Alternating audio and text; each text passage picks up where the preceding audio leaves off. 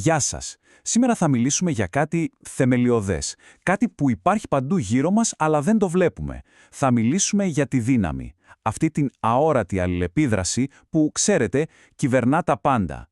Από την πτώση ενός μήλου μέχρι την κίνηση των πλανήτων. Λοιπόν, ας μπούμε κατευθείαν στο θέμα. Τι είναι τελικά η δύναμη?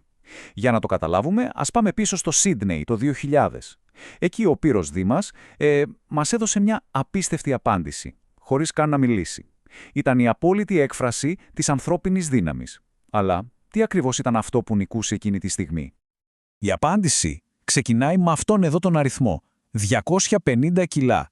Αυτή ήταν η μάζα που σήκωσε για να πάρει το χρυσό. Και προσέξτε, μιλάμε για μάζα. Γιατί η βαρύτητα μετά, αυτή τη μάζα τη μετατρέπει σε μια τεράστια αόρατη δύναμη που τραβάει προς τα κάτω. Καταλαβαίνετε τώρα γιατί η πρόκληση ήταν σχεδόν αδιανόητη. Ωραία, για να δούμε λοιπόν τι θα καλύψουμε σήμερα. Θα ξεκινήσουμε από την έμπνευση, από τον Ολυμπιονίκη μας, μετά θα δούμε τι ακριβώς είναι η δύναμη, πώς αλλάζει την κίνηση και το σχήμα των πραγμάτων, θα μιλήσουμε για τις δυνάμεις που χρειάζονται επαφή και αυτές που δεν χρειάζονται και στο τέλος, το καλύτερο, θα δούμε πώς γίνεται να μετρήσεις κάτι που δεν βλέπεις. Φανταστείτε τη σκηνή. Σίδνεϊ, 2000. Ο Πύρος Δήμας ασκεί μια απίστευτη δύναμη προς τα πάνω. Πρέπει να νικήσει το βάρος της μπάρας για να την σηκώσει 2,3 μέτρα ψηλά. Αυτό που βλέπουμε είναι η τέλεια απόδειξη. Μια ορατή απόδειξη. Για μια εντελώς αόρατη έννοια. Εντάξει, το είδαμε. Ο Ολυμπιονίκης άσκησε μια τεράστια δύναμη. Αλλά επιμένω, τι είναι τελικά αυτή η δύναμη? Ας προσπαθήσουμε να δώσουμε έναν ορισμό για κάτι που όλοι μας, ξέρετε, το βιώνουμε κάθε μέρα, αλλά αν μας ρωτήσει κάποιος, ίσως δυσκολευτούμε λίγο να το περιγράψουμε με λόγια. Κοιτάξτε, στην πιο απλή της μορφή, η δύναμη είναι ένα σπρώξιμο ή ένα τράβηγμα. Τόσο απλά. Όταν σπρώχνουμε, ένα καρότσι στο σούπερ μάρκετ ή τραβάμε ένα σχοινί, αυτό που κάνουμε είναι να ασκούμε δύναμη. Είναι κάτι που το καταλαβαίνουμε σχεδόν ενστικτωδώς από την καθημερινότητά μας. Και εδώ είναι το ζουμί της υπόθεσης. Η δύναμη από μόνη της είναι αόρατη. Δεν τη βλέπουμε. Αυτό που βλέπουμε είναι τα αποτελέσματά της. Τις συνέπειές της δηλαδή. Ένα αντικείμενο που ξαφνικά αρχίζει να κινείται ή αλλάζει κατεύθυνση ή ακόμα και παραμορφώνεται. Τώρα, κάτι πραγματικά ιδιοφυές που μας είπε ο Νεύτωνας. Οι δυνάμεις, λέει, δεν είναι ποτέ μονόδρομος. Δεν γίνεται δηλαδή ένα σώμα απλώς να ασκεί δύναμη και ένα άλλο απλώς να τη δέχεται. Είναι πάντα μια σχέση αφίδρομη. Μια αλληλεπίδραση, όπως λέμε στη φυσική. Για σκεφτείτε το λίγο. Ο ήλιος τραβάει τη γη, σωστά? Λοιπόν, και η γη τραβάει τον ήλιο. Με την ίδια ακριβώς δύναμη. Ή τα λάστιχα ενός αυτοκινήτου. Σπρώχνουν το δρόμο προς τα πίσω για να πάει μπροστά το αυτοκίνητο. Και ταυτόχρονα ο δρόμος σπρώχνει τα λάστιχα προς τα εμπρός. Είναι πάντα ένα δούνε και λαβίν. Μια αμοιβαία ανταλλαγή. Ωραία, έχουμε μια πρώτη ιδέα. Αλλά πάμε να δούμε στην πράξη τώρα τι ακριβώς κάνουν οι δυνάμεις. Ποια είναι δηλαδή αυτά τα ορατά αποτελέσματα που λέγαμε πριν? Λοιπόν, το πρώτο και πιο φανερό είναι ότι αλλάζουν την κίνηση. Φανταστείτε μια βάρκα ακίνητη στο λιμάνι. Αν κάποιος την τραβήξει με ένα σκουνί, τι θα γίνει? Θα αρχίσει να κινείται. Η δύναμη λοιπόν άλλαξε την κατάστασή της. Από την ακινησία την έβαλε σε κίνηση. Το δεύτερο βασικό αποτέλεσμα, η παραμόρφωση. Αλλάζουν δηλαδή το σχήμα. Το πιο απλό παράδειγμα, παίρνουμε ένα κομμάτι πλαστελίνη και το πιέζουμε. Το σχήμα του αλλάζει, σωστά? Αυτή την αλλαγή την προκάλεσε η δύναμη από τα χέρια μας. Ή, και εδώ είναι το ωραίο, μπορεί να τα κάνει και τα δύο ταυτόχρονα. Σκεφτείτε το τένις. Όταν η ρακέτα χτυπάει το μπαλάκι, τι συμβαίνει? Το μπαλάκι αλλάζει ταχύτητα και κατεύθυνση, φεύγει σαν σφαίρα. Αλλά ταυτόχρονα, για ένα κλάσμα του δευτερολέπτου, το μπαλάκι κυριολεκτικά παραμορφώνεται. Άρα, κρατάμε αυτό. Οι δυνάμεις προκαλούν αλλαγές, είτε στην κίνηση, είτε στο σχήμα, είτε και στα δύο. Το επόμενο ερώτημα τώρα είναι, πώς ασκούνται? Πρέπει πάντα τα αντικείμενα να ακουμπιούνονται για να υπάρξει δύναμη? Λοιπόν, όχι. Και αυτό είναι πολύ ενδιαφέρον. Βασικά, όλες οι δυνάμεις στη φύση χωρίζονται σε δύο μεγάλες κατηγορίες. Από τη μία έχουμε τις δυνάμεις επαφής. Πρέπει τα πράγματα να κουμπάνε, όπως η τριβή για παράδειγμα. Από την άλλη όμως έχουμε και τις πιο μυστηριώδεις δυνάμεις. Αυτές που δρούν από απόσταση. Σκεφτείτε τη βαρύτητα ή τους μαγνήτες. Δρούν αόρατα, χωρίς καμία επαφή. Λοιπόν, ωραία. Μέχρι εδώ είδαμε τι είναι η δύναμη, τι κάνει και σε ποιες κατηγορίες χωρίζεται. Για να είμαστε όμως επιστήμονες με τα όλα μας, λείπει κάτι βασικό. Πρέπει να μπορούμε και να τη μετρήσουμε. Και εδώ έρχεται το μεγάλο ερώτημα. Πώς το καλό μετράς κάτι που δεν το βλέπεις? Πώς του βάζεις ένα νούμερο? Η απάντηση είναι πανέξυπνη. Δεν μετράμε την ίδια τη δύναμη, αλλά ένα από τα ορατά της αποτελέσματα. Και ποιο είναι αυτό? Η παραμόρφωση. Το μυστικό κρύβεται στα ελαττήρια. Γιατί? Γιατί τα ελαττήρια συμπεριφέρονται με έναν τρόπο απόλυτα προβλέψιμο. Είναι πολύ απλό. Αν μια συγκεκριμένη δύναμη τεντώνει ελαττήριο, ας πούμε, 1 εκατοστό, τότε η διπλάσια δύναμη θα το τεντώσει 2 εκατοστά. Η τριπλάσια 3 και πάει λέγοντας. Αυτή η σταθερή σχέση είναι το κλειδί μας. Αυτή η απλή αλλά τόσο σημαντική αρχή λέγεται νόμος του Hooke. Από τον Ρόμπερτ Hooke, έναν φυσικό του 10ου αιώνα που το σκέφτηκε. Και πάνω σε αυτήν ακριβώς την ιδέα φτιάχνονται μέχρι και σήμερα τα όργανα που μετράνε τις δυνάμεις, τα γνωστά μας δυναμόμετρα. Και σε τι μονάδες μετράμε? Σε Νιούτον. Το συμβολίζουμε με ένα μεγάλο νι. Και φυσικά είναι προς τιμήν του ενός και μοναδικού Ισαάκ Νεύτωνα. Λοιπόν, σχεδόν τελειώσαμε. Ξέρουμε τι είναι η δύναμη, τι κάνει, πώς τη μετράμε, αλλά λείπει ένα τελευταίο πολύ σημαντικό κομμάτι του παζλ. Γιατί, σκεφτείτε το, δεν φτάνει να πούμε «άσκησα μια δύναμη 10 νιούτον». Το αποτέλεσμα αλλάζει τελείως ανάλογα με το προς τα που την άσκησα. Άλλο να σπρώξω μια κασετίνα προς τα δεξιά και άλλο να την τραβήξω προς τα αριστερά, σωστά? Γι' αυτόν ακριβώς το λόγο λέμε ότι η δύναμη είναι ένα διανυσματικό μέγεθος. Είναι ένας όρος της φυσικής, αλλά σημαίνει κάτι απλό. Για να την περιγράψουμε πλήρως, χρειαζόμαστε πάντα δύο πράγματα. Πρώτον, πόσο μεγάλη είναι, δηλαδή το μέγεθός της σε νιούτον. Και δεύτερον, προς τα πού πάει, δηλαδή την κατεύθυνσή της. Και πώς το δείχνουμε αυτό στο χαρτί? Πανεύκολα, με ένα απλό βέλος. Το μήκος του βέλους μας δείχνει πόσο μεγάλη είναι η δύναμη και η μύτη του, η ααιχμή, μας δείχνει την κατεύθυνση. Είναι ένας πολύ έξυπνος και απλός τρόπος για να σχεδιάσουμε κάτι που, θυμίζω, είναι αόρατο. Και με αυτό φτάσαμε στο τέλος. Αλλά ας κλείσουμε με μια σκέψη. Ας σκεφτούμε για μια στιγμή. Αυτή τη στιγμή, ένα οποιοδήποτε αντικείμενο που είναι ακίνητο δέχεται δυνάμεις. Κι όμως, πάντα υπάρχει η βαρύτητα που το τραβάει προς τα κάτω και ταυτόχρονα η δύναμη από την καρέκλα ή το πάτωμα που το σπρώχνει προς τα πάνω. Οι δυνάμεις λοιπόν είναι παντού, ακόμα και όταν δεν κινείται τίποτα. Αυτές είναι εκεί, σε μια σιωπηλή ισορροπία και διαμορφώνουν τον κόσμο μας. Λοιπόν, πάμε να δούμε δύο δυνάμεις που, χωρίς καν να το συνειδητοποιούμε, καθορίζουν σχεδόν τα πάντα γύρω μας, κάθε μας κίνηση. Μιλάμε για το βάρος και την τριβή. Είναι αόρατες, αλλά η επίδρασή τους είναι, κυριολεκτικά, παντού. Ας ξεκινήσουμε με μια πολύ απλή, σχεδόν παιδική ερώτηση. Γιατί, αν αφήσω ένα αντικείμενο από τα χέρια μου, αυτό πέφτει στο έδαφος? Ή γιατί μια μπάλα που κλωτσάμε, όσο δυνατά και αν τη χτυπήσουμε, κάποια στιγμή θα σταματήσει? Λοιπόν, η απάντηση κρύβεται σε κάτι που δεν βλέπουμε. Κρύβεται σε αόρατες δυνάμεις. Πάμε να δούμε πώς αυτά τα αόρατα σπρωξίματα και τραβήγματα προκαλούν κάθε αλλαγή στην κίνηση που παρατηρούμε. Εντάξει, ας το πιάσουμε λίγο πιο απλά. Η κεντρική ιδέα είναι αυτή. Τίποτα δεν αλλάζει την κίνησή του από μόνο του. Όταν η μπάλα δέχεται την κλωτσιά, η ταχύτητά της αλλάζει. Όταν αφήνουμε το κουτί, από ακίνητο αρχίζει να κινείται προς τα κάτω. Και στις δύο περιπτώσεις, η αιτία είναι μία. Κάποια δύναμη έκανε τη δουλειά της. Και για να καταλάβουμε την πρώτη και ίσως πιο γνωστή από αυτές τις δυνάμεις, πρέπει να γυρίσουμε τον χρόνο λίγο πίσω. Ταξιδεύουμε στον 17ο αιώνα για να συναντήσουμε τον Ισαάκ Νεύτωνα. Η κλασική ιστορία, που όλοι λίγο πολύ ξέρουμε. Ο Νεύτωνας κάθεται κάτω από μια μυλιά και βλέπει ένα μήλο να πέφτει. Μια τόσο απλή καθημερινή εικόνα. Κι όμως εκείνη τη στιγμή του έρχεται μια φαϊνή ιδέα.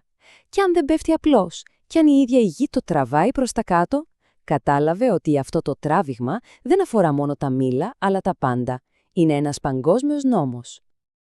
Αυτή τη δύναμη λοιπόν ο Νεύτωνας την ονόμασε βάρος. Είναι, στην ουσία, η βαρυτική έλξη που ασκεί ο πλανήτης μας σε κάθε αντικείμενο, τραβώντας το πάντα προς το κέντρο του.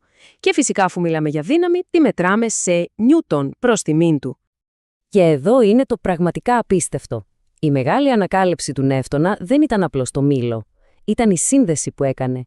Συνειδητοποίησε ότι η ίδια ακριβώς δύναμη, ναι, αυτή που ρίχνει το μήλο στο χώμα, είναι αυτή που κρατάει ολόκληρη τη σελήνη στη θέση της, σε τροχιά γύρω από τη γη. Η βαρύτητα δεν είναι κάτι τοπικό, είναι κοσμικό. Το επόμενο λογικό ερώτημα είναι, αυτή η δύναμη είναι παντού η ίδια, δηλαδή το βάρος ενός αντικειμένου είναι σταθερό, είτε βρισκόμαστε εδώ, είτε στην κορυφή ενός βουνού, είτε στο διάστημα? Και η απάντηση είναι ένα ξεκάθαρο όχι. Δείτε εδώ τη διαφορά. Ένα παιδί στην επιφάνεια της θάλασσας έχει βάρος 300 νιούτον. Αν ανέβει στην κορυφή του Everest, το βάρος του μειώνεται ελάχιστα στα 299. Αλλά αν βρεθεί σε τροχιά γύρω από τη γη, το βάρος του πέφτει κατακόρυφα στα 75. Άρα ναι, όσο απομακρυνόμαστε από τη γη, τόσο η βαρυτική της έλξη εξασθενεί. Και για να το πάμε ένα βήμα παραπέρα, στη σελήνη τι γίνεται? Εκεί η βαρυτική έλξη είναι πολύ πιο αδύναμη. Το βάρος οποιοδήποτε αντικειμένου είναι μόλις το 1/6 από ό,τι θα ήταν στη γη. Φανταστείτε τα άλματα που θα μπορούσε να κάνει κάποιος εκεί. Ωραία, αφήνουμε λοιπόν το βάρος και πάμε στη δεύτερη μεγάλη δύναμη της ημέρας, την τριβή. Γιατί η μπάλα που λέγαμε στην αρχή σταματάει να κυλάει? Γιατί ένα βιβλίο που σπρώχνουμε πάνω σε ένα τραπέζι τελικά κινητοποιείται? Υπεύθυνη είναι η τριβή. Με πολύ απλά λόγια, η τριβή είναι μια δύναμη επαφής. Εμφανίζεται μόνο όταν δύο επιφάνειες ακουμπάνε και προσπαθούν να γλιστρήσουν η μία πάνω στην άλλη. Ο ρόλος της είναι πάντα να λειτουργεί σαν ένα αόρατο φρένο, να αντιστέκεται στην κίνηση. Το πιο ενδιαφέρον όμως με την τριβή είναι ότι έχει δύο πρόσωπα. Είναι και φίλος και εχθρός. Από τη μία είναι εμπόδιο. Σκεφτείτε την αντίσταση που νιώθει ένας κολυμβητής μέσα στο νερό ή ένα έλκυθρο στο χιόνι. Αυτή είναι η τριβή σε δράση. Από την άλλη όμως είναι απολύτως απαραίτητη. Χωρίς τριβή δεν θα μπορούσαμε καν να περπατήσουμε. Θα γλιστρούσαμε ασταμάτητα. Οι ρόδες ενός αυτοκινήτου δεν θα έπιαναν ποτέ στον δρόμο. Είναι η δύναμη που μας επιτρέπει να κινηθούμε. Εντάξει, γνωρίσαμε το βάρος, γνωρίσαμε και την τριβή. Πώς όμως οι φυσικοί καταφέρνουν να μελετήσουν αυτές τις αόρατες δυνάμεις? Πώς τις ζωγραφίζουν για να τις καταλάβουν? Υπάρχει ένας πολύ συγκεκριμένος τρόπος. Το πρώτο και το πιο κρίσιμο βήμα, πριν από οτιδήποτε άλλο, είναι να κάνουμε μια απογραφή. Να εντοπίσουμε μία προς μία όλες τις δυνάμεις που δρούν πάνω στο αντικείμενο που μας ενδιαφέρει. Και η διαδικασία είναι απλή. Έχει 3 βήματα. Πρώτον, απομονώνουμε το αντικείμενο που θέλουμε να μελετήσουμε. Δεύτερον, σχεδιάζουμε τις δυνάμεις που δρούν από απόσταση, με κυριότερη φυσικά το βάρος. Και τρίτον, ψάχνουμε να βρούμε πού ακουμπάει το αντικείμενό μας και σχεδιάζουμε τις δυνάμεις που προκύπτουν από αυτή την επαφή, όπως η τριβή. Πάμε να το δούμε στην πράξη, με ένα παράδειγμα. Ένα βιβλίο που το τραβάμε με ένα σχοινί πάνω σε ένα θρανίο. Τι δυνάμεις έχουμε? Πρώτα απ' όλα, η γη το τραβάει προς τα κάτω. Αυτό είναι το βάρος, το W. Μετά πάμε στις δυνάμεις από επαφή. Το σχοινί το τραβάει προς τα εμπρός. Αυτή είναι η δύναμη F. Το θρανίο αντιστέκεται στην κίνηση προς τα πίσω, αυτή είναι η τριβή, το T. Και τέλος, το θρανίο στηρίζει το βιβλίο, το σπρώχνει προς τα πάνω για να μην πέσει, αυτή είναι η κάθετη δύναμη, η FN. Έτσι απλά τις αποκαλύψαμε όλες. Φτάνοντας λοιπόν προς το τέλος, ας μαζέψουμε όλα όσα είπαμε. Γιατί, στην ουσία, αυτό που κάναμε σήμερα είναι να αποκτήσουμε ένα καινούριο ζευγάρι γυαλιά για να βλέπουμε τον κόσμο γύρω μας. Λοιπόν, τι κρατάμε? Πρώτον, οι δυνάμεις είναι αόρατα σπρωξίματα και τραβήγματα που προκαλούν κάθε αλλαγή στην κίνηση. Δεύτερον, το βάρος είναι απλώς η ασταμάτητη έλξη της γης πάνω μας. Τρίτον, η τριβή είναι το φρένο αλλά και ο κινητήρας της επιφάνειας που ακουμπούν. Και το πιο σημαντικό, έχουμε πλέον τα εργαλεία για να τις εντοπίσουμε και να τις καταλάβουμε. Την επόμενη φορά λοιπόν που θα δει Πάπλος κάτι να πέφτει ή που θα νιώσει τα παπούτσια του να γατζώνονται στο πεζοδρόμιο, ας σκεφτεί για μια στιγμή αυτό το αόρατο μπαλέτο δυνάμεων που παίζεται συνέχεια. Πέρα από το βάρος και την τριβή, ποιες άλλες δυνάμεις άραγε διαμορφώνουν την καθημερινότητά μας? Η φυσική τελικά είναι παντού. Λοιπόν, ας μιλήσουμε για τους θεμελιώδεις κανόνες που κυβερνούν τα πάντα γύρω μας, τους κανόνες της δύναμης. Θα δούμε μαζί πώς οι δυνάμεις συνδυάζονται, πώς η μία αναιρεί την άλλη και τελικά πώς καθορίζουν την κίνηση. Και για να μπούμε κατευθείαν στο ψητό, ας πάρουμε μια εικόνα που όλοι ξέρουμε, τη διελκυστίνδα. Ναι, φαίνεται σαν μια απλή δοκιμασία δύναμη, σωστά. Αλλά πίσω από το ποιος τραβάει πιο δυνατά, κρύβονται στην πραγματικότητα οι βασικές αρχές της φυσικής που θα δούμε τώρα. Γιατί Ξέρετε, σχεδόν ποτέ δεν έχουμε μόνο μία δύναμη να δρά πάνω σε κάτι. Στην πραγματικότητα συνήθως έχουμε πολλές δυνάμεις που δρούν ταυτόχρονα. Οπότε, για να καταλάβουμε τι θα γίνει στο τέλος, πρέπει να βρούμε αυτή τη μία, τη συνολική δύναμη, που είναι σαν να λέμε το αποτέλεσμα όλων των άλλων μαζί. Αυτή η αποτέλεσμα λοιπόν, η συνολική δύναμη, έχει ένα όνομα. Συνισταμένη. Και είναι το απόλυτο κλειδί. Γιατί αν τη βρούμε, μπορούμε να προβλέψουμε τα πάντα. Αν κάτι θα κινηθεί, αν θα μείνει ακίνητο, πού θα πάει, βρίσκεις τη συνισταμένη και ξέρεις όλη την ιστορία. Λοιπόν, ας ξεκινήσουμε από τα εύκολα. Η πιο απλή περίπτωση ποια είναι? Όταν όλες οι δυνάμεις είναι φύνανε στην ίδια ευθεία. Σαν να λέμε τραβάνε ή σπρώχνουν στην ίδια γραμμή. Ακριβώς όπως στη διελκυστίδα που λέγαμε πριν. Φανταστείτε τώρα δύο παίκτες της ίδιας ομάδας. Τραβάνε και οι δύο προς την ίδια πλευρά. Τι γίνεται εδώ? Οι δυνάμεις τους συνεργάζονται, προστίθενται. Η συνολική δύναμη, η συνισταμένη δηλαδή, είναι απλά το άθροισμα. Ένας και ένας κάνουν δύο. Τόσο απλά. Μαζί είναι όντως πιο δυνατοί. Αλλά στο παιχνίδι μας, οι ομάδες τραβάνε η μία κόντρα στην άλλη, σε αντίθετες κατευθύνσεις. Εδώ λοιπόν η συνισταμένη δεν είναι άθροισμα, είναι διαφορά. Παίρνουμε τη δύναμη της πιο δυνατής ομάδας και αφαιρούμε τη δύναμη της πιο αδύναμης. Η νίκη κυριολεκτικά κρίνεται στη διαφορά. Και τώρα η ερώτηση του 1.000.000. Τι γίνεται αν οι δύο ομάδες τραβάνε με ακριβώς την ίδια δύναμη? Τότε η μία δύναμη αναιρεί την άλλη. Η συνισταμένη 0. Και το αποτέλεσμα? Κανείς δεν κινείται. Το σκουνί μένει παγωμένο στη μέση σε απόλυτη ισορροπία. Εντάξει, όλα αυτά καλά και ωραία όσο οι δυνάμεις είναι στην ίδια ευθεία. Αλλά τι γίνεται όταν τα πράγματα περιπλέκονται? Τι γίνεται όταν οι δυνάμεις δεν είναι ούτε στην ίδια κατεύθυνση, ούτε στην αντίθετη, αλλά υπογωνία? Εκεί η απλή πρόσθεση και αφαίρεση πάνε περίπατο. Και εκεί είναι που τα πράγματα γίνονται πραγματικά ενδιαφέροντα. Κοιτάξτε αυτό το παράξενο αποτέλεσμα από ένα πείραμα. Έχουμε δύο δυνάμεις, μία 3 νιούτονς και μία 4 νιούτονς. Για όσους δεν θυμούνται, το νιούτονς είναι η μονάδα που μετράμε τη δύναμη. Αυτές οι δύο δυνάμεις λοιπόν, που ασκούνται κάθετα η μία στην άλλη, ισορροπούνται τέλεια από μια τρίτη δύναμη, 5 νιούτονς. 3 και 4 δεν κάνουν 7 εδώ, κάτι άλλο παίζει. Οπότε, τι είναι αυτά τα 5 νιούτονς? Μα είναι η συνισταμένη δύναμη των άλλων δύο. Είναι το συνολικό τους αποτέλεσμα. Το μεγάλο ερώτημα όμως είναι, πώς το καλό βγαίνει 5? Η απάντηση, όπως φαίνεται, δεν κρύβεται στην απλή αριθμητική. Κρύβεται στη γεωμετρία. Και η λύση είναι πραγματικά πανέξυπνη. Σκεφτόμαστε τις δυνάμεις όχι σαν απλούς αριθμούς, αλλά σαν βέλη. Και μετά εφαρμόζουμε κάτι που λέγεται κανόνας του παραλληλογράμμου. Φτιάχνουμε ένα παραλληλόγραμμο με πλευρές τα δύο βέλη, τις δύο δυνάμεις μας, και μαντέψτε, η διαβώνειος αυτού του σχήματος είναι η συνισταμένη. Σαν από ένα μαγικό τρίκ, αυτό το απλό σχήμα μας δείχνει ακριβώς το συνδυασμένο αποτέλεσμα. Και το πράγμα γίνεται ακόμα καλύτερο, γιατί όταν οι δυνάμεις είναι κάθετες μεταξύ τους, όταν δηλαδή σχηματίζουν ορθή γωνία, όπως το πείραμά μας, τότε μπαίνει στο παιχνίδι ένας παλιός μας γνώριμος, ένα από τα πιο διάσημα θεωρήματα των μαθηματικών, που μας δίνει την ακριβή απάντηση, χωρίς καν να χρειαστεί να σχεδιάσουμε ή να μετρήσουμε τίποτα. Και εδώ είναι που όλα δένουν τέλεια. Ας το κάνουμε μαζί.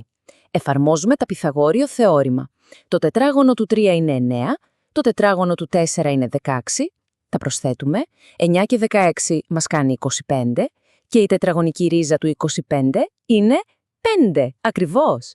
Η γεωμετρία και τα μαθηματικά επιβεβαιώνουν αυτό που είδαμε στο πείραμα. Απλά τέλειο. Ωραία. Μέχρι τώρα τι κάναμε?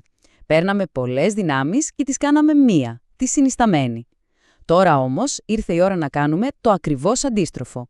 Θα πάρουμε μία μονοδύναμη και θα τη σπάσουμε στα κομμάτια που την αποτελούν. Αυτή ακριβώς είναι η διαφορά ανάμεσα στη σύνθεση, όπου ενώνεις, και την ανάλυση, όπου χωρίζεις. Είναι σαν να φτιάχνεις κάτι με τουβλάκια και μετά να το αποσυναρμολογείς για να δεις από τι αποτελείται. Και οι δύο διαδικασίες είναι το ίδιο, μα το ίδιο σημαντικές για να καταλάβουμε πώς λειτουργεί ο κόσμος. Αυτά τα τουβλάκια, λοιπόν, αυτά τα κομμάτια στα οποία σπάμε μια δύναμη, τα λέμε συνιστώσεις. Και γιατί το κάνουμε αυτό? Γιατί οι συνιστώσεις μας δείχνουν τι ακριβώς κάνει η δύναμή μας σε συγκεκριμένες διευθύνσεις. Συνήθως μας ενδιαφέρει τι κάνει οριζόντια και τι κάνει κατακόρυφα. Ένα τέλειο παράδειγμα. Φανταστείτε ότι σέρνετε ένα αυτοκινητάκι με ένα σκοινί, αλλά δεν το τραβάτε οριζόντια, το τραβάτε λίγο προς τα πάνω, υπογωνία. Ας πούμε με μια δύναμη 12 νιούτονς. Αυτή η μία και μοναδική δύναμη που ασκείται, στην πραγματικότητα κάνει δύο δουλειές ταυτόχρονα. Και το κίνει μπροστά και το σηκώνει ελαφρώς προς τα πάνω. Μια κίνηση, διπλό αποτέλεσμα. Και πώς τις βρίσκουμε αυτές τις συνιστώσεις? Πολύ απλά. Κάνοντας την αντίστροφη δουλειά από πριν. Παίρνουμε το βέλος της δύναμής μας και το φωτίζουμε πάνω στους δύο άξονες, τον οριζόντιο και τον κατακόρυφο. Η σκιά που αφήνει σε κάθε άξονα, αυτή είναι η συνιστόσα του. Είναι σαν να κάνουμε τον κανόνα του παραλληλογράμμου, ανάποδα. Εντάξει, αρκετή θεωρία. Πάμε να δούμε πώς όλη αυτή η ιστορία με την ανάλυση των δυνάμεων μας βοηθάει στην πράξη. Και θα πάμε σε ένα από τα πιο κλασικά προβλήματα της φυσικής. Ένα αντικείμενο που βρίσκεται πάνω σε μια κυκλημένη επιφάνεια. Σε μια ράμπα δηλαδή. Έχουμε λοιπόν ένα κουτί, ας πούμε, πάνω σε μια ράμπα. Η βαρύτητα, το βάρος του δηλαδή, το τραβάει πάντα κατακόρυφα προς τα κάτω, προς το κέντρο της γης. Αλλά προσέξτε, το κουτί δεν μπορεί να περάσει μέσα από τη ράμπα για να πάει κάτω. Είναι αναγκασμένο να κινηθεί μόνο κατά μήκος της ράμπας. Εδώ είναι το ζουμί. Οπότε τι κάνουμε? Παίρνουμε αυτή τη μία δύναμη, το βάρος, και την αναλύουμε. Τη σπάμε σε δύο συνιστώσεις που μας βολεύουν. Μία που είναι παράλληλη στη ράμπα, αυτή είναι που κάνει το κουτί να γλιστράει προς τα κάτω, και μία άλλη που είναι κάθετη στη ράμπα, αυτή απλά σπρώχνει το κουτί πάνω στην επιφάνεια. Κάνοντας αυτή την ανάλυση, ξαφνικά το πρόβλημα γίνεται πολύ πιο απλό και μπορούμε να μελετήσουμε την κίνηση με απίστευτη ακρίβεια. Και όλο αυτό μας φέρνει σε μια τελευταία ερώτηση γρίφο για το τέλος. Σκεφτείτε το λίγο, με βάση όλα όσα είπαμε για τις δυνάμεις και τις συνιστώσεις. Αν δύο άνθρωποι τραβάνουν ένα σκουνί από τις δύο άκρες, όσο πιο δυνατά μπορούν ποτέ, μα ποτέ, να το κάνουν απόλυτα μαθηματικά ίσιο. Ας μην ξεχνάμε ότι ακόμα και το ίδιο το σκουνί έχει ένα βάρος, μια δύναμη που το τραβάει έστω και λίγο προς τα κάτω. Η απάντηση φυσικά κρύβεται στην ανάλυση δυνάμεων. Τι λέτε? Γεια σας! Σήμερα θα δούμε κάτι που συμβαίνει γύρω μας συνέχεια, κάθε μέρα, αλλά σχεδόν ποτέ δεν καθόμαστε να το σκεφτούμε. Γιατί τα πράγματα όταν τα σπρώχνουμε, στο τέλος σταματάνε? Λοιπόν, η απάντηση σε αυτό το απλό ερώτημα κρύβει μερικές από τις πιο συγκλονιστικές ιδέες της φυσικής.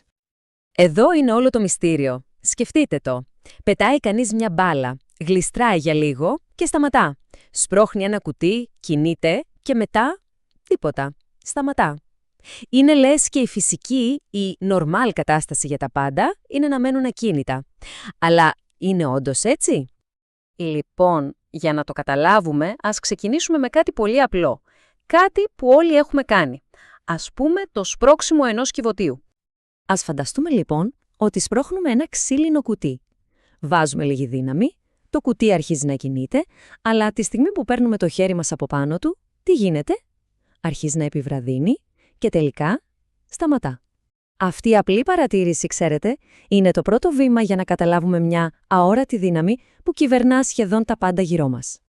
Και αυτή η αόρατη δύναμη έχει όνομα. Λέγεται τριβή. Είναι ακριβώς αυτή η δύναμη που αντιστέκεται στην κίνηση. Βρίσκεται παντού, κάθε μέρα. Πάμε να δούμε λιγάκι πώς ακριβώς δουλεύει.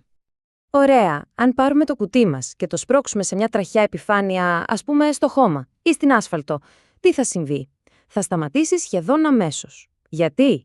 Πολύ απλά η τριβή ανάμεσα στο κουτί και το έδαφος είναι πάρα πολύ δυνατή. Λειτουργεί στην ουσία σαν ένα μόνιμο αόρατο φρένο. Τώρα, πάμε να αλλάξουμε σκηνικό. Ας πάρουμε το ίδιο πείραμα και ας το κάνουμε πάνω σε ένα λίο ξύλινο πάτωμα. Σπρώχνουμε το κουτί με την ίδια ακριβώς δύναμη. Αυτή τη φορά, τι παρατηρούμε? Κινείται για πολύ μεγαλύτερη απόσταση πριν σταματήσει. Η λογική είναι απλή. Η επιφάνεια είναι πιο λία, άρα και η δύναμη της τριβής είναι μικρότερη. Και για να το πάμε ένα βήμα παραπέρα, φανταστείτε μια παγωμένη επιφάνεια. Εδώ η τριβή είναι σχεδόν ανύπαρκτη. Αν σπρώξουμε το κουτί μας εδώ, θα γλιστράει για πάρα πολύ. Εδώ λοιπόν αρχίζει να φαίνεται ένα μοτίβο, σωστά? Όσο μειώνουμε την τριβή, τόσο περισσότερο συνεχίζεται η κίνηση. Το τέλειο παράδειγμα γι' αυτό είναι το τραπέζι του air hockey. Ξέρετε, εκείνο το στρώμα αέρα που βγαίνει από τις μικροσκοπικές τρύπες, Ουσιαστικά σηκώνει τον δίσκο ελάχιστα πάνω από την επιφάνεια. Το αποτέλεσμα, η τριβή μειώνεται σχεδόν στο 0. Και εκεί, ο δίσκος κινείται με σχεδόν σταθερή ταχύτητα, χωρίς να τον σπρώχνει κανείς συνέχεια. Αυτό ακριβώς το φαινόμενο μας οδηγεί σε μια πραγματικά επαναστατική ιδέα. Και αυτή η ιδέα, λοιπόν, ανήκει σε έναν από τους γίγαντες της επιστήμης, τον Γαλιλαίο. Αυτός ήταν που έκανε ένα τεράστιο νοητικό άλμα. Φαντάστηκε πώς θα ήταν ένας κόσμος χωρίς καθόλου τριβή. Κοιτάξτε, η ιδέα του Γαλιλαίου ήταν απίστευτα τολμηρή για την εποχή του. Τι είπε? Είπε ότι αν, υποθετικά, μπορούσαμε να εξαφανίσουμε τελείως την τριβή, τότε ένα αντικείμενο που κινείται απλά δεν θα σταματούσε ποτέ. Θα συνέχιζε να πηγαίνει σε ευθεία γραμμή για πάντα. Εδώ όμως, λογικά, προκύπτει μια απορία. Ωραία όλα αυτά. Αλλά υπάρχουν τέτοιες τέλεια λίες επιφάνειες στον πραγματικό κόσμο? Η απάντηση είναι όχι, φυσικά και δεν υπάρχουν. Οπότε, αν αυτός ο ιδανικός κόσμος του Γαλιλαίου δεν είναι πραγματικός, τι νόημα έχει τελικά όλο αυτό για εμάς? Και εδώ είναι που μπαίνει στην ιστορία ένας άλλος γίγαντας. Αρκετά χρόνια μετά, ο Ισαάκ Νεύτωνας πήρε αυτή τη φανταστική ιδέα του Γαλιλαίου και την πήγε στο επόμενο επίπεδο. Τη μετέτρεψε από ένα απλό νοητικό πείραμα σε έναν παγκόσμιο νόμο της φύσης. Και έτσι έδωσε την οριστική απάντηση στο ερώτημα που θέσαμε στην αρχή. Λοιπόν, το κλειδί είναι αυτό. Τα αντικείμενα δεν σταματούν από μόνα τους. Ποτέ. Σταματούν επειδή κάποια εξωτερική δύναμη, συνήθως η τριβή, τα φρενάρει. Και εδώ έρχεται η μεγάλη ανατροπή που άλλαξε τα πάντα. Η φυσική κατάσταση ενός αντικειμένου δεν είναι να μένει ακίνητο, είναι να διατηρεί την κατάσταση στην οποία ήδη βρίσκεται. Είτε αυτή είναι ακινησία, είτε είναι κίνηση. Αυτή η βασική αρχή, λοιπόν, συνδέεται άμεσα με μια ιδιότητα που την έχει κυριολεκτικά κάθε αντικείμενο στο σύμπαν, και το όνομά της είναι αδράνεια. Πάμε να δούμε τι ακριβώς είναι. Η αδράνεια, με πολύ απλά λόγια, είναι κάτι σαν την τεμπελιά της ύλης. Δηλαδή, ένα αντικείμενο που είναι ακίνητο θέλει να παραμείνει ακίνητο και ένα αντικείμενο που κινείται θέλει να συνεχίσει να κινείται. Για να αλλάξει αυτή η κατάσταση, όποια κι αν είναι, χρειάζεται πάντα μια εξωτερική δύναμη. Για να το δούμε στην πράξη, υπάρχει ένα πανεύκολο πείραμα που μπορεί να κάνει ο καθένας. Ας πάρουμε ένα κέρμα και ας το βάλουμε πάνω σε ένα βιβλίο. Τώρα, αν τραβήξουμε το βιβλίο πολύ απότομα και οριζόντια, τι βλέπουμε? Το κέρμα δεν πάει μαζί με το βιβλίο. Μένει σχεδόν ακίνητο στον αέρα για μια στιγμή και μετά πέφτει κατευθείαν κάτω. Και η εξήγηση? Μα φυσικά, είναι η αδράνεια. Το κέρμα, λόγω αυτής της τεμπελιάς που λέγαμε, της τάσης του να μένει ακίνητο, απλά αντιστέκεται στην ξαφνική κίνηση. Το βιβλίο φεύγει τόσο γρήγορα από κάτω του, που η τριβή δεν προλαβαίνει καν να το πιάσει και να το παρασύρει. Έτσι, το κέρμα μένει σχεδόν στη θέση του, ενώ το βιβλίο κυριολεκτικά εξαφανίζεται από κάτω του. Και γιατί είναι όλα αυτά σημαντικά σήμερα? Γιατί η κατανόηση της τριβής και της αδράνειας είναι απολύτως κρίσιμη για τη σύγχρονη τεχνολογία. Σκεφτείτε το, προσπαθούμε συνέχεια να βρούμε τρόπους να μειώσουμε την τριβή για να πάμε πιο γρήγορα. Τα τρένα μαγνητικής αιώρησης, τα λεγόμενα maglev, τι κάνουν? Λειτουργούν ακριβώς με την ίδια αρχή του air hockey. Εξαφανίζουν την τριβή για να πετύχουν απίστευτες ταχύτητες. Και αυτό μας αφήνει με μια τελευταία σκέψη. Ας φανταστούμε για λίγο έναν κόσμο όπου οι μεγάλες πόλεις συνδέονται με τέτοιου είδους τρένα. Τρένα που εκμεταλλεύονται στο έπακρο την αδράνεια, σχεδόν μηδενίζοντας την τριβή. Πώς θα άλλαζε αυτό τα ταξίδια, την οικονομία, την ίδια μας τη ζωή? Βλέπετε πως η απάντηση σε ένα απλό ερώτημα του 10ου αιώνα μπορεί τελικά να διαμορφώσει ολόκληρο το μέλλον μας. Ας μιλήσουμε για κάτι που βλέπουμε κυριολεκτικά παντού γύρω μας, κάθε μέρα, αλλά σχεδόν ποτέ δεν το σκεφτόμαστε. Θα αναλύσουμε τη φυσική της ακινησίας, την κατάσταση της τέλειας ισορροπίας. Και πάμε κατευθείαν στο θέμα μας με μια απλή ερώτηση. Το έχετε σκεφτεί ποτέ? Αφήνουμε ένα βιβλίο πάνω σε ένα τραπέζι και αυτό απλά μένει εκεί. Τι το σταματάει από το να συνεχίσει την πορεία του προς το κέντρο της γης? Αυτή η φαινομενικά απλοϊκή ερώτηση, λοιπόν, κρύβει μέσα της έναν από τους πιο θεμελιώδεις κανόνες της φυσικής. Για να καταλάβουμε την αόρατη δύναμη που κρατάει το βιβλίο, πρέπει πρώτα να αναγνωρίσουμε την ορατή. Τη δύναμη που όλοι γνωρίζουμε και νιώθουμε κάθε δευτερόλεπτο της ζωής μας. Μιλάμε φυσικά για τη βαρύτητα. Αυτή την ασταμάτητη έλξη που ασκεί ο πλανήτης μας σε οτιδήποτε έχει μάζα. Από ένα μικρό βιβλίο μέχρι εμάς τους ίδιους. Αυτή η δύναμη, που την ονομάζουμε βάρος, δρά πάντα προς τα κάτω. Ας πούμε λοιπόν για το παράδειγμά μας ότι το βάρος του βιβλίου είναι 10 νιούτον. Τα νιούτον, ξέρετε, είναι η μονάδα μέτρησης της δύναμης για τους φυσικούς. Έχουμε λοιπόν μια δύναμη 10 νιούτον που τραβάει το βιβλίο μας κατευθείαν προς τα κάτω. Και κάπως έτσι επιστρέφουμε στο αρχικό μας μυστήριο. Αφού υπάρχει μια αδιαμφισβήτητη δύναμη που δρά πάνω στο βιβλίο, η λογική λέει ότι θα έπρεπε να κινείται προς τα κάτω. Αλλά δεν το κάνει. Προφανώς κάτι άλλο συμβαίνει εδώ. Αυτό το κάτι άλλο λοιπόν είναι η καρδιά της σημερινής μας ανάλυσης. Είναι η συνθήκη της ισορροπίας. Ας δούμε τι ακριβώς σημαίνει.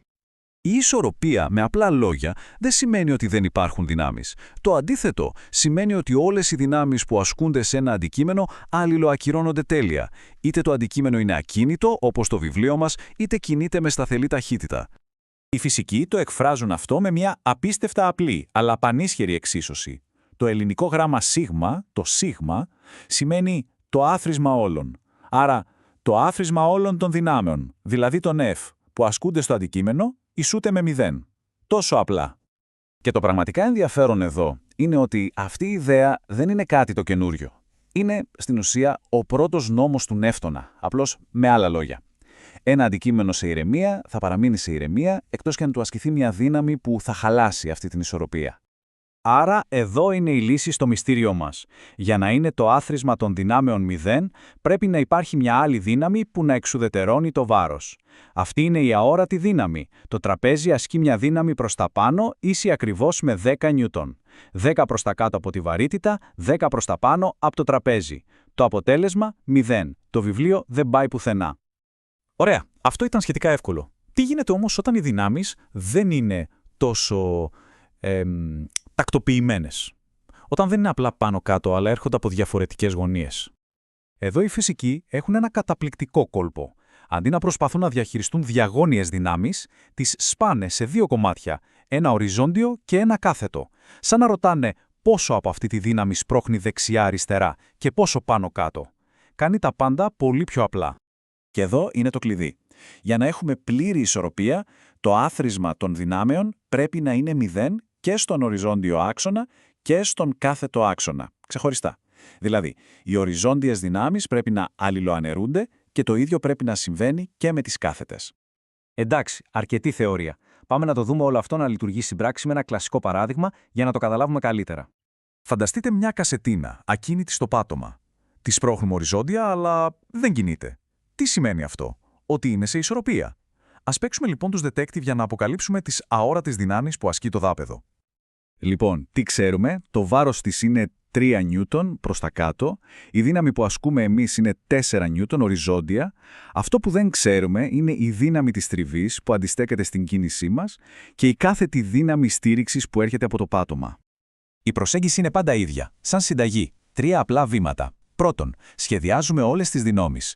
Δεύτερον, ορίζουμε τους οριζόντιους και κάθετους άξονες μας. Και τρίτον, το πιο σημαντικό, εφαρμόζουμε τον χρυσό κανόνα της ισορροπίας σε κάθε άξονα.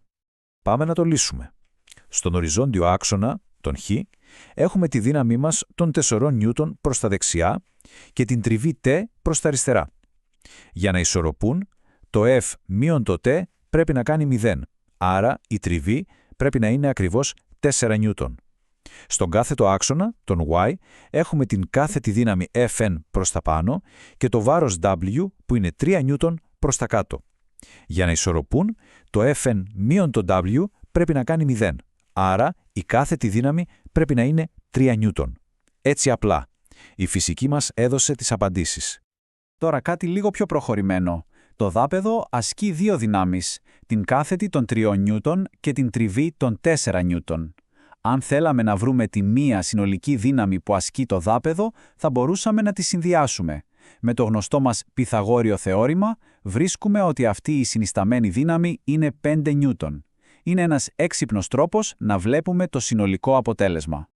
Εντάξει, ας αφήσουμε για λίγο τα βιβλία και τις κασετίνες. Γιατί είναι τελικά τόσο σημαντική αυτή η αρχή στον πραγματικό κόσμο? Και εδώ φαίνεται το μεγαλείο της. Κάθε κτίριο που βλέπετε, κάθε γέφυρα, κάθε κατασκευή που στέκεται ακίνητη είναι ένα θαύμα ισορροπίας. Οι μηχανικοί υπολογίζουν όλες τις πιθανές δυνάμεις, το βάρος, τον άνεμο, τα φορτία και σχεδιάζουν δομές που παράγουν τις ακριβώς αντίθετες δυνάμεις, ώστε να διατηρείται πάντα η συνθήκη σίγμα F ίσο με 0. Και κάπως έτσι η ανάλυση μας φτάνει στο τέλος της. Την επόμενη φορά που θα δείτε κάτι απλώς να στέκεται, αφιερώστε μια στιγμή. Σκεφτείτε τον σιωπηλό αόρατο χορό των δυνάμεων που το κρατούν σε τέλεια ισορροπία. Πόσα τέτοια παραδείγματα μπορείτε να εντοπίσετε γύρω σας μέσα στην επόμενη ώρα? Γεια σας! Σήμερα θα προσπαθήσουμε να καταλάβουμε μαζί μερικούς από τους πιο θεμελιώδεις κανόνες που κυβερνούν σχεδόν τα πάντα, από την κίνηση των πλανητών μέχρι τα πιο απλά καθημερινά αντικείμενα γύρω μας. Θα ρίξουμε μια ματιά σε αυτή την αόρατη αντίσταση που διαμορφώνει τον κόσμο μας. Και για να ξεκινήσουμε, ας κάνουμε μια ερώτηση που απασχολούσε τους ανθρώπους για αιώνες. Τι είναι αυτό που κρατάει τη γη μας σε αυτή την τέλεια, αέναη τροχιά γύρω από τον ήλιο? Γιατί, πολύ απλά, δεν ξεφεύγει και χάνεται στο απέραντο κοτάλι του διαστήματος? Λοιπόν, η απάντηση κρύβεται σε κάτι που δεν μπορούμε να δούμε, αλλά η επίδρασή του είναι παντού. Είναι σαν ένα είδος κοσμικού σπροξήματος ή, για να είμαστε πιο ακριβείς, ενός κοσμικού τραβήχματος. Πάμε να το δούμε λίγο καλύτερα. Και εδώ είναι που τα πράγματα γίνονται πραγματικά εντυπωσιακά. Για σκεφτείτε το λίγο. Η ίδια ακριβώς αρχή λειτουργεί σε απίστευτα διαφορετικές κλίμακες. Στο τεράστιο ηλιακό μας σύστημα, η βαρυτική έλξη του ήλιου κρατάει τη γη στη θέση της. Και στο απειροελάχιστο ατομικό επίπεδο, η ηλεκτρική έλξη του πυρήνα κάνει το ίδιο ακριβώς πράγμα για το ηλεκτρόνιο. Είναι η ίδια, μα η ίδια θεμελιώδης ιδέα. Μια κεντρική δύναμη καθορίζει την κίνηση γύρω της. Οπότε, τι ακριβώς είναι αυτή η δύναμη? Κοιτάξτε, δεν είναι απλά ένα σπρώξιμο ή ένα τράβηγμα. Σύμφωνα με τη φυσική, η δύναμη είναι η ίδια η αιτία που προκαλεί την αλλαγή στην κίνηση. Τόσο απλά. Κάθε φορά που κάτι επιταχύνει, επιβραδύνει ή αλλάζει κατεύθυνση, να είστε σίγουροι ότι από πίσω κρύβεται μια δύναμη. Ωραία, το καταλάβαμε. Η δύναμη αλλάζει την ταχύτητα. Αλλά τότε, γιατί ορισμένα αντικείμενα είναι τόσο πιο δύσκολο να τα κινήσουμε από άλλα, ακόμα και αν ασκήσουμε την ίδια ακριβώς δύναμη? Η απάντηση σε αυτό έχει ένα πολύ συγκεκριμένο όνομα. Αδράνεια. Πάμε να κάνουμε ένα γρήγορο πείραμα στο μυαλό μας. Φανταστείτε ότι ασκούμε μια δύναμη, ας πούμε ένα λάκτισμα, σε μια μπάλα ποδοσφαίρου. Η μπάλα, όπως είναι φυσικό, επιταχύνει και φεύγει μακριά. Τώρα φανταστείτε ότι ασκούμε την ίδια ακριβώς δύναμη, το ίδιο λάκτισμα, σε μια μπάλα του μπάσκετ, που είναι πιο βαριά. Το νιώθουμε αμέσως, έτσι δεν είναι? Αντιστέκεται περισσότερο, επιταχύνει πολύ λιγότερο. Με απλά λόγια, είναι πιο δύσκολο να αλλάξουμε την κινητική της κατάσταση. Αυτή λοιπόν η δυσκολία, αυτή η αντίσταση στην αλλαγή, στη φυσική λέγεται αδράνεια. Είναι η εγγενή στάση που έχει ένα σώμα να συνεχίζει να κάνει αυτό που ήδη κάνει. Και το πόση αδράνεια έχει ένα σώμα, αυτό ακριβώς μετριέται από τη μάζα του. Αυτή η φράση τα λέει όλα. Είναι ο χρυσός κανόνας. Περισσότερη μάζα σημαίνει περισσότερη αδράνεια. Και περισσότερη αδράνεια σημαίνει μεγαλύτερη αντίσταση στην αλλαγή της κίνησης. Ένα φορτωμένο φορτηγό, για παράδειγμα, είναι πολύ πιο δύσκολο να ξεκινήσει, αλλά και πολύ πιο δύσκολο να σταματήσει από ένα άδειο. Αυτό είναι η αδράνεια σε δράση. Και κάπου εδώ φτάνουμε σε μια πολύ συνηθισμένη παγίδα. Μια παρεξήγηση που κάνουμε σχεδόν όλοι στην καθημερινή μας γλώσσα. Μπερδεύουμε τη μάζα με το βάρος. Ας τα ξεκαθαρίσουμε λοιπόν μια και καλή. Η ερώτηση μοιάζει απλή και πολλοί από εμάς ίσως σκεφτόμαστε, ναι, πάνω κάτω το ίδιο είναι. Λοιπόν, για τον κόσμο της φυσικής η απάντηση είναι ένα τεράστιο κατηγορηματικό όχι. Είναι δύο εντελώς διαφορετικά πράγματα. Ας δούμε τις διαφορές μία προς μία. Η μάζα είναι η ποσότητα της ύλης σε ένα αντικείμενο. Είναι το μέτρο της αδράνειας που λέγαμε πριν. Το βάρος, από την άλλη, είναι η δύναμη της βαρύτητας που ασκείται πάνω σε αυτή τη μάζα. Η μάζα μας παραμένει ίδια παντού στο σύμπαν. Το βάρος μας όμως αλλάζει ανάλογα με τον πλανήτη που βρισκόμαστε. Γι' αυτό και μετρούνται αλλιώς κιλά για τη μάζα, νιούτον για το βάρος. Και αυτό το παράδειγμα το κάνει απόλυτα σαφές. Όταν ο Μπάζ Άλντριν περπάτησε στη σελήνη, η ποσότητα της ύλης στο σώμα του, η μάζα του δηλαδή, δεν άλλαξε ούτε στο ελάχιστο. Όμως, επειδή η βαρύτητα της σελήνης είναι πολύ πιο αδύναμη, η δύναμη που τον τραβούσε προς την επιφάνεια, το βάρος του, ήταν μόλις το 1/6. Ένιωθε πολύ ελαφρύτερος, αλλά η μάζα του ήταν ακριβώς η ίδια. Όπως καταλαβαίνετε, όλες αυτές οι ιδέες για τη δύναμη, την κίνηση και τη μάζα δεν εμφανίστηκαν έτσι απλά. Χρειάστηκε ένα από τα πιο λαμπρά μυαλά στην ιστορία της επιστήμης για να συνδέσει όλα τα κομμάτια του παζλ. Μιλάμε φυσικά για τον Ισαάκ Νεύτωνα. Τον 10ο αιώνα ήταν αυτός που πήρε όλες αυτές τις παρατηρήσεις και τις συνέθεσε στους περίφημους νόμους της κίνησης και στο νόμο της παγκόσμιας έλξης. Κυριολεκτικά έθεσε τα θεμέλια για όλη τη σύγχρονη φυσική και άλλαξε για πάντα τον τρόπο που κατανοούμε το σύμπαν. Λοιπόν, γιατί έχουν σημασία όλα αυτά πέρα από μια αίθουσα διδασκαλίας? Έχουν σημασία γιατί η κατανόηση αυτών των βασικών αρχών είναι το κλειδί για να ερμηνεύσουμε τον κόσμο γύρω μας. Ας τα συγκεντρώσουμε όλα στα βασικά συμπεράσματα. Ορίστε λοιπόν τα 4 σημεία κλειδιά που αξίζει να κρατήσουμε. Πρώτον, η δύναμη είναι η αιτία της αλλαγής στην κίνηση. Δεύτερον, η μάζα είναι η αντίσταση σε αυτή την αλλαγή, αυτό που ονομάζουμε αδράνεια. Τρίτον, όσο μεγαλύτερη η μάζα, τόσο μεγαλύτερη και η αδράνεια. Και τέταρτον, η μάζα, δηλαδή η ποσότητα της ύλης, και το βάρος, δηλαδή η δύναμη της έλξης, είναι δύο εντελώς διαφορετικά πράγματα. Και κλείνοντας, ας το φέρουμε πάλι στην καθημερινότητά μας. Η αδράνεια είναι παντού. Είναι ο λόγος που νιώθουμε να κολλάμε στο κάθισμα όταν ένα λεωφορείο ξεκινά απότομα. Είναι ο λόγος που ζοριζόμαστε να σπρώξουμε ένα βαρύ έπιπλο. Η ερώτηση λοιπόν είναι, από εδώ και πέρα, πού αλλού θα παρατηρήσετε την αδράνεια να παίζει τον ρόλο της στη δική σας ζωή? Για σκεφτείτε το. Πώς κινείται οτιδήποτε? Από το πιο απλό περπάτημα που κάνουμε κάθε μέρα, μέχρι την εκτόξευση ενός πυράβλου στο διάστημα. Λοιπόν, πίσω από κάθε κίνηση κρύβεται μια πανίσχυρη, αόρατη συμμετρία. Πάμε να δούμε μαζί τη δύναμη της αλληλεπίδρασης, όπως την περιέγραψε ο τρίτος νόμος του Νεύτωνα. Για να το καταλάβουμε καλύτερα, ας ξεκινήσουμε με ένα μικρό ένιγμα. Κάτι που με την πρώτη ματιά μοιάζει εντελώς παράλογο. Φανταστείτε λοιπόν μια βάρκα σε έναν αγώνα κοπηλασίας. Εντάξει, οι κοπηλάτες βάζουν τα κουπιά στο νερό και σπρώχνουν προς τα πίσω. Μέχρι εδώ καλά, είναι λογικό. Το ερώτημα όμως είναι, ποια δύναμη είναι αυτή που τελικά σπρώχνει τη βάρκα προς τα μπροστά? Η απάντηση λοιπόν κρύβεται σε μια πραγματικά πανέμορφη αρχή της φύσης. Μια αρχή που διατύπωσε ο Ισαάκ Νεύτωνας πριν από καμιά 300 χρόνια. Και ναι, αυτός είναι ο περίφημος τρίτος νόμος του Νεύτωνα. Ακούγεται απλό, έτσι δεν είναι? Κι όμως αυτή η απλή ιδέα εξηγεί σχεδόν τα πάντα γύρω μας. Ότι για κάθε δράση υπάρχει πάντα, μα πάντα, μια ίση και αντίθετη αντίδραση. Αυτό το ζευγάρι δυνάμεων το λέμε δράση-αντίδραση. Μπορούμε να το σκεφτούμε σαν τις δύο όψεις ενός νομίσματος. Είναι αδύνατο να υπάρχει η μία χωρίς την άλλη. Πάνε πάντα μαζί. Και εδώ είναι το κλειδί όλης της υπόθεσης. Ένα σημείο που μπερδεύει πολύ κόσμο. Αυτές οι δυνάμεις δεν ακυρώνουν η μία την άλλη. Και γιατί? Γιατί πολύ απλά δεν ασκούνται στο ίδιο σώμα. Η δράση πάει στο ένα αντικείμενο και η αντίδραση στο άλλο. Ωραία η θεωρία. Πάμε να δούμε στην πράξη τώρα πώς αυτός ο ένας νόμος εξηγεί βασικά πώς κινείται ο κόσμος ολόκληρος. Ας πάρουμε το περπάτημα, κάτι που κάνουμε κάθε μέρα ασυναίσθητα. Τι συμβαίνει? Το πόδι μας σπρώχνει το έδαφος προς τα πίσω. Αυτή είναι η δράση. Το έδαφος λοιπόν τι κάνει? Αντιδρά και μας σπρώχνει μέσω της τριβής προς τα εμπρός. Αυτή η αντίδραση είναι που μας κάνει να προχωράμε. Απίστευτο! Το ίδιο ακριβώς, μα το ίδιο γίνεται και όταν κολυμπάμε. Τα χέρια μας σπρώχνουν το νερό πίσω και το νερό ως αντίδραση μας σπρώχνει μπροστά. Και κάπως έτσι επιστρέφουμε στο ένιγμα της βάρκας. Το λύσαμε. Δεν είναι το κουπί που κινεί τη βάρκα. Είναι η αντίδραση του νερού στο κουπί που τη σπρώχνει ολόκληρη μπροστά. Και κοιτάξτε τώρα το άλμα. Ένας αθλητής για να πηδήξει ψηλά τι κάνει? Σπρώχνει με όλη του τη δύναμη τη γη προς τα κάτω. Αυτή είναι η δράση. Και η γη αντιδρά. Τον σπρώχνει προς τα πάνω με ακριβώς την ίδια δύναμη. Γι' αυτό και εκτοξεύεται στον αέρα, νικώντας έστω και για μια στιγμή τη βαρύτητα. Και τώρα ερχόμαστε σε ένα κλασικό παράδοξο, κάτι που έχει μπερδέψει γενιές και γενιές. Το διάσημο παράδοξο με το μήλο και τη γη. Η ερώτηση είναι η εξής.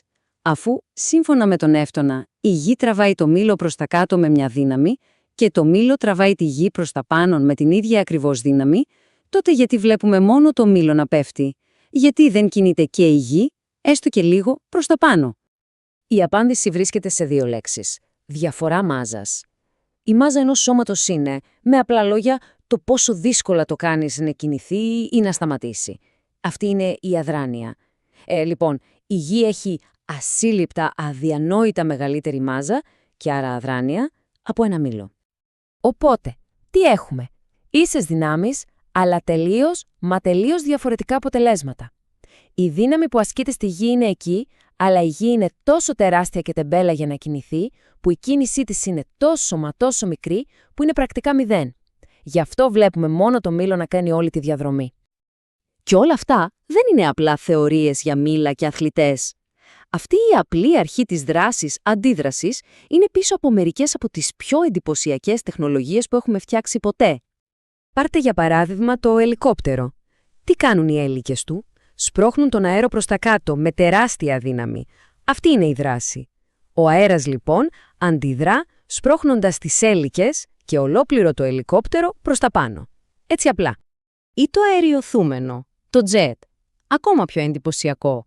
Ο κινητήρας του κυριολεκτικά εκτοξεύει καυσαέρια προς τα πίσω με τρομακτική ορμή. Αυτή η βίαιη εκτόξευση είναι η δράση και η αντίδραση μια εξίσου πανίσχυρη όθηση που σπρώχνει το αεροπλάνο μπροστά με λιγιώδεις ταχύτητες. Και για να κλείσει ο κύκλος, ας γυρίσουμε στο νερό. Η προπέλα ενός πλοίου δεν είναι τίποτα παραπάνω από μια πιο εξελιγμένη μορφή του κουπιού.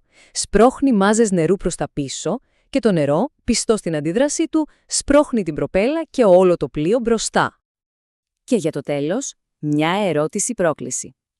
Ένα αεροπλάνο, όπως είδαμε, χρειάζεται αέρα για να σπρώξει. Ένα ελικόπτερο το ίδιο. Πώς θα μπορούσε λοιπόν ένα όχημα να κινηθεί στη σελήνη ή στο κενό του διαστήματος όπου δεν υπάρχει καθόλου αέρας? Η απάντηση είναι ότι δεν σπρώχνει το έξω, αλλά σπρώχνει ένα κομμάτι του εαυτού του. Ένας πύραυλος εκτοξεύει τα δικά του καυσαέρια προς τα πίσω, η δράση είναι στα καυσαέρια και η αντίδραση είναι στον πύραυλο, οθώντας τον μπροστά. Όλα, για άλλη μια φορά, χάρη στον πανέμορφο συμμετρικό τρίτο νόμο του Νεύτωνα. Κάνε εγγραφή στο κανάλι Σχολείο σε βίντεο για περισσότερα μαθήματα.